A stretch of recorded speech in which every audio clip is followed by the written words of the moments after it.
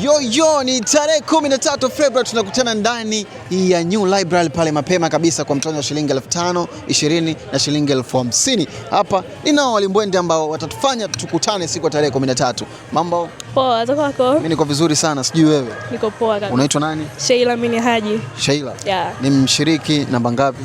Sheila Minihaji, mshiriki namba 8 kutokea COAF.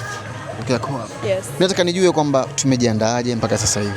Kusema kweli tumejiandaa vizuri, kuna mambo mazuri. Nachotaka kuambia watu wasikose tarehe 13. Tiketi zipo, 5,000 tu kwa wanafunzi wa UDSM, 20,000 kwa wanafunzi ambao si wa UDSM au mtu yote ambaye si wa UDSM, na 50,000 kama ni VIP. Karibuni sana. Mimi nimeona nilipofika tu una vibe, yani unacheza tu mwanzo mwisho. Tutayaona yale kweli au umecheza tu leo kwenye training? Yaani msijali, leo nimekuja na vibe na pia kwenye stage itakuwa vibe zaidi ya lile. Vizuri sana kwenye vibe. Yes. Safi sana. Mambo vipi? Safi. Uko vizuri? Niko poa. Unaitwa nani?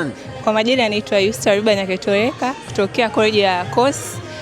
Yeah. Okay, tumejiandaje na tarehe 13 kwenye usiku wa kilio na vicheko? Kiukweli mtarajio mazuri. Of course tumejiandaa vizuri sana contestant wote, na tuna feel proud pia kwa viongozi wetu, wanafanya kazi nzuri sana na mtegemea matokeo mazuri kutoka kwetu. Kwa upande wako ni vazi gani ambao unatamani siku ifike ulivae?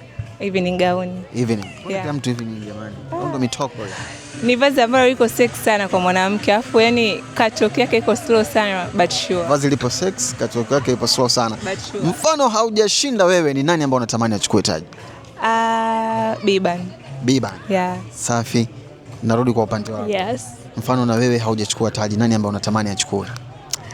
Kusema kweli hiyo swali ni gumu kwa sababu washiriki wengi wapo competent. Kuchagua ni gumu. Kwa hapa kila mmoja mimi namuona ni mshindi. Kila mmoja mshindi. Mimi nataka umtaje mmoja ambao unaona kabisa kama mimi sitobeba basi fulani anastahili. Wote ni washindi wote. Tutaki lawama. Wote.